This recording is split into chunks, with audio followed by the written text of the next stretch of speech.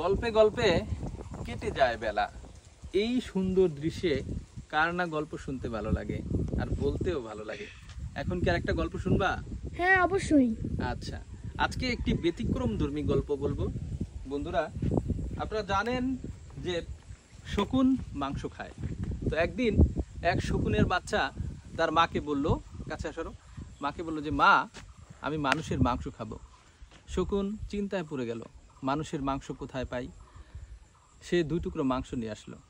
শকুনের বাচ্চা খেয়ে বলল, মা, এটা তো মানুষের মাংস না, এটা তো গরুর মাংস। আমি মানুষের মাংস খেতে চাই। শকুন কতক্ষণ পরে আবার 2 টুকরা মাংস নিয়ে আসলো। নিয়ে আসার পরে শকুনের বাচ্চা বলল, মা, এটাও তো মানুষের মাংস না, এটা তো শূকরের মাংস। আমি মানুষের মাংস খেতে চাই। এবার শকুন কি করবে? কোথায় পাবে মানুষের মাংস? শকুন এক বুদ্ধি করলো।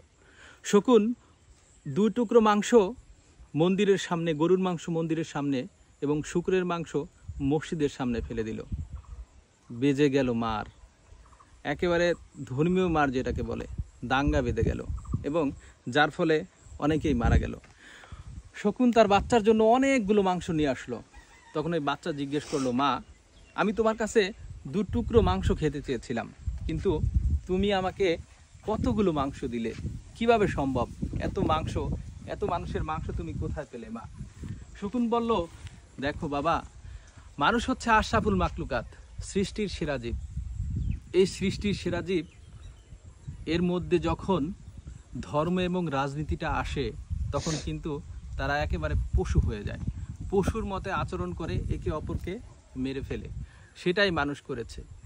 মোরাল অফ দ্য স্টোরি হচ্ছে, ধর্ম এবং রাজনীতি নিয়ে অনেকগুলো কাজ করে কিন্তু অনেক সমস্যাকে দীর্ঘদিন জিয়ে রাখা হয়।